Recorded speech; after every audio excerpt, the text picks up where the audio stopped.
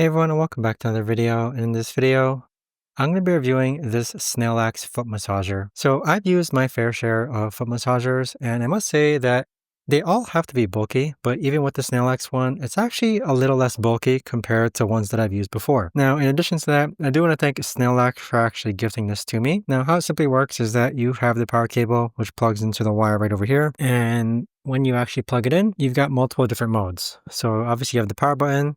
Then you have the kneading mode, which can go low, medium, high. You have the air mode as well, which feels really nice on your feet. Then you have the vibration. Now, I'm not really a fan of the vibration. It just doesn't, really suit me, but it's just based on preference. But you do have the option in which if you want vibration, it is there. And then you also have a heater mode.